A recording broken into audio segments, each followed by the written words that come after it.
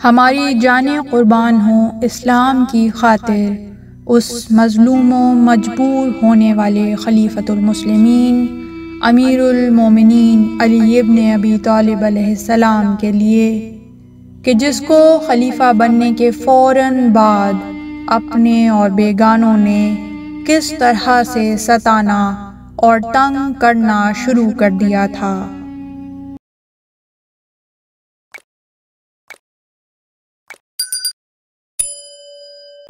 حضرت عائشہ نے زید ابن سوہان کو خط لکھا اور ان سے چاہا کہ ان کے قیام میں ان کی مدد کرے، اور لکھا کہ اگر تم نے ہماری مدد نہیں کرنی تو پھر اپنے گھر میں بیٹھے رہو اور علی کی بھی مدد نہ کرو۔ زید ابن سوہان نے حضرت عائشہ کو جواب دیا، اگر تم اپنے گھر میں بیٹھی رہو تو پھر میں تمہاری مدد کروں گا، اس لیے کہ پروردگار عالم قرآن میں امہات المومنین کے بارے میں فرماتا ہے کہ اور تم اپنے گھروں میں بیٹھی رہو۔ انہوں نے حضرت عائشہ کا حکم ماننے سے انکار کر دیا اور کہا، خداوند عالم عائشہ پر رحم کرے، خدا نے اسے حکم دیا ہے کہ اپنے گھر میں بیٹھی رہے، حالانکہ وہ اب اپنے گھر سے باہر آ گئی ہے اور ہمیں حکم دے رہی ہے کہ اپنے گھر میں بیٹھے رہیں اور علی کی رکاب میں جنگ نہ کریں۔ اگر گھر میں بیٹھنا کسی کا حق ہے تو رسول خدا کی ازواج کا ہے۔ پھر وہ کہتے ہیں کہ عائشہ نے اہل یمامہ اور اہل کوفہ کو بھی خط لکھا اور ان سے بھی چاہا کہ وہ اس کی مدد کریں۔ حضرت عائشہ نے مکے سے بصرہ کی طرف حرکت کرنے سے پہلے عوام، بزرگ صحابہ اور امہات المومنین سے خطاب کیا اور لوگوں کو حضرت عثمان کے خون کا بدلہ لینے کے لیے ترغیب دلائی، حتیٰ کہ بعض صحابہ نے خود حضرت عائشہ سے کہا کہ تمہارا قیام تو قتل عثمان سے بھی زیادہ نقصان دہ ہے، اس لیے کہ اس فتنہ گر قیام میں 30,000 مسلمان قتل ہوئے، اور اس کا نتیجہ کیا نکلا؟ اگر عثمان قتل ہوئے تھے تو کیا طلحہ اس کا والی و وارث تھا؟ کیا زبیر عثمان کا والی و وارث تھا؟ یا خود حضرت عائشہ عثمان کی والی و وارث تھی؟ آخر انہوں نے کس نام اور کس حیثیت سے یہ فتنہ گر قیام کیا تھا؟ خلیفۃ المسلمین خود امیر المومنین علی ابن ابی طالب تھے، جو امت کی اصلاح میں تھا اس کو انجام دیتے تھے، اور جو امت کی اصلاح میں نہیں تھا اس کو انجام نہیں دیتے تھے۔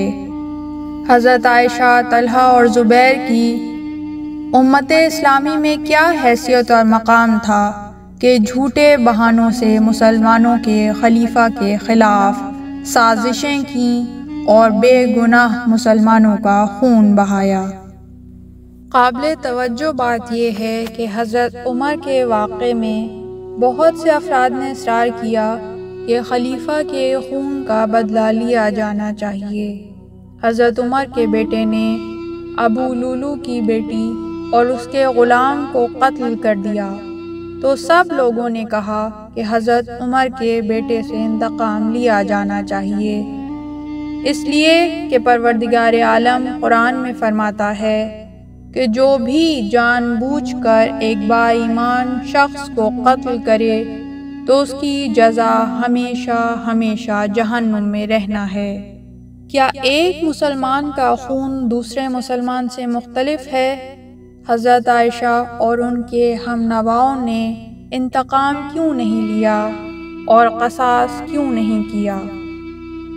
دیت تو نہیں لے سکتے تھے، اس لیے کہ حضرت عثمان کو انہوں نے عمداً قتل کیا تھا۔ اگر اعتراض کرنا ہی تھا تو پہلے حضرت عمر کے قتل ہونے پر اعتراض اور قیام کیوں نہیں کیا؟ ہاں، انہوں نے حضرت عمر کے قتل کے خلاف اس لیے قیام نہیں کیا کہ ان کے بعد ان کی مرضی کا خلیفہ مسند خلافت پر آ گیا تھا۔ اب کیونکہ علی خلیفہ بن گئے تھے، اس لیے حضرت عائشہ امت اسلامی میں مختلف جھوٹے بہانوں سے فتنے برپا کرنا چاہتی تھیں۔ حضرت عائشہ نے اپنے خطاب میں کہا کہ ان لوگوں نے محترم سرزمین اور محترم مہینے میں حضرت عثمان کو قتل کیا ہے، اور رسول خدا کے حرم کا بھی انہوں نے احترام و لحاظ نہیں کیا۔ انہوں نے اس مہینے میں خون بہایا ہے اور لوگوں کے مال پر قبضہ کیا ہے۔ حضرت عائشہ کہتی ہیں کہ ہم مدینے میں علی ابن ابی طالب سے جنگ نہیں کر سکتے، اسی وجہ سے ہم اپنے تمام وسائل اور آلات کے ساتھ بصرہ جائیں گے اور وہاں پر ان سے جنگ کریں گے۔ تمام امہات نے اتفاق کیا کہ مدینے کی طرف جایا جائے اور بصرے کی طرف نہ جایا جائے۔ امہات المومنین نے کہا ہم مدینے کے علاوہ کہیں نہیں جائیں گے۔ یالی ابن امیہ نے 6 لاکھ درہم اور 600 اونٹ اس سازشی ٹولے کو دیے۔ ام المومنین عائشہ عسکر نامی اونٹ پر ایک ہودج میں سوار ہوئیں۔ امہات المومنین ذات ارق نامی مقام تک عائشہ کے ساتھ رہیں اور وہاں سے انہوں نے اپنی راہ عائشہ سے جدا کر لی۔ اس مقام پر امہات المومنین اور حضرت عائشہ نے گریہ کرنا شروع کر دیا کہ جس کو سن کر لشکر والوں نے بھی گریہ کیا۔ ابن کثیر نے لکھا ہے کہ ام المومنین عائشہ نے اپنے لشکر سے خطاب کیا اور ان کو علی ابن ابی طالب کے شہر بصرہ میں پہنچنے سے پہلے جنگ شروع کرنے کے لیے ترغیب دلائی۔ لشکر عائشہ نے علی ابن ابی طالب کے مقرر کردہ بصرے کے حاکم عثمان ابن حنیف کے لشکر سے جنگ کی۔ لشکر عائشہ نے پہلے پتھروں اور پھر تلواروں سے لشکر عثمان ابن حنیف پر حملہ کیا، یہاں تک کہ حارث ابن قدامہ سعدی نے کہا اے ام المومنین، خدا کی قسم عثمان کا قتل ہونا تو اس سے بہت آسان تھا کہ تم جنگ کرنے کے لیے گھر سے باہر نکل آئی ہو۔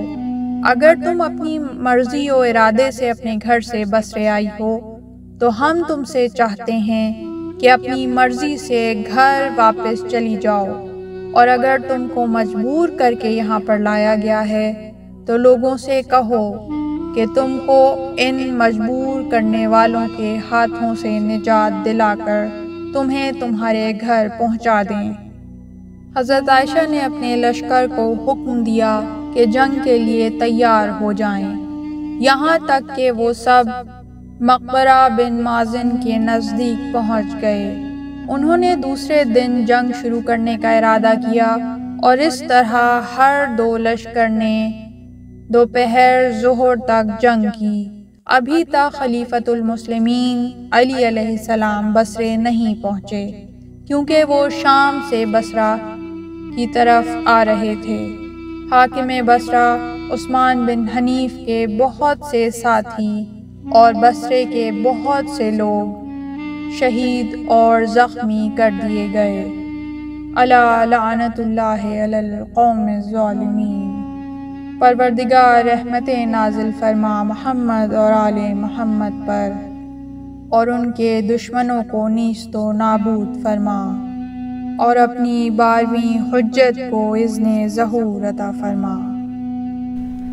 اس طرح کی مزید تحقیقی، علمی اور تاریخی ویڈیوز دیکھنے کے لیے چینل کو سبسکرائب کیجیے اور بیل آئیکن پہ کلک کیجیے۔ ویڈیو کو لائک کریں اور کامنٹس کے ذریعے بتائیے کہ آپ کو ویڈیو کیسی لگی۔ اگلی ویڈیو تک کے لیے خدا نگہدار۔